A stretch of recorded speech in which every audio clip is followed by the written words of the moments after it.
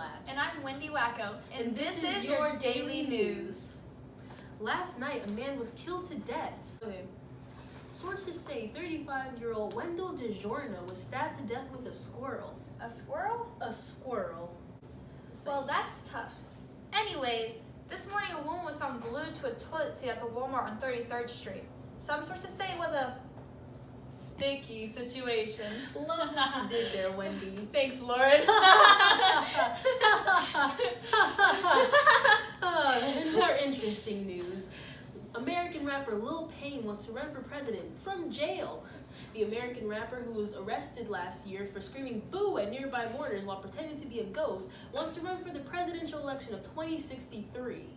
More news on that after the Hi, I'm Jesse Gattori, and this is your daily weather. Today's temperature is 80 degrees and it's only getting hotter. It's a perfect day to go swimming. Back to you, Lauren. Just now? Okay. Thank you so much. Well, what is it, Wendy?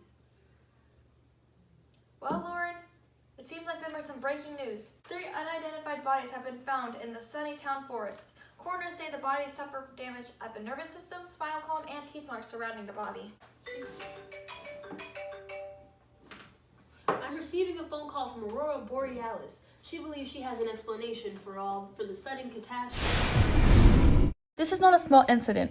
There have been many disappearances before the ones just mentioned, all experiencing the same symptoms, all found at the same location. After closely examining a sample from one of the bodies found in Sunnytown Forest, what I've seen in the brain is completely out of the ordinary.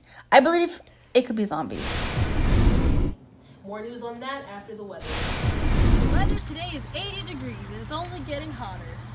And hotter. And hotter. Wait. That's you,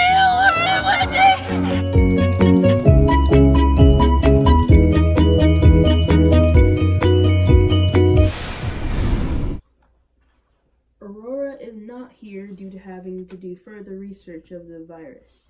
Anyways, we may have been the cause of this recent outbreak. While trying to find a cure for Tourette syndrome, something went wrong.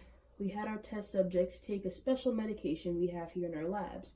We made it specifically to control parts of the frontal lobe of the brain, which would keep the tics under control. Unfortunately, the medication was too potent and completely damaged the frontal lobe, rendering them with no cognitive control. We then tried to give them a different medication, but it only made things worse. Using an EEG, we took note of the damage. The narcotics mixed with the Tourette's medication rather than reversing the effects. It damaged the medulla, which is here, the amygdala, and the temporal lobe. We've been running tests all day, everything from MRIs, CAT scans, and EKGs.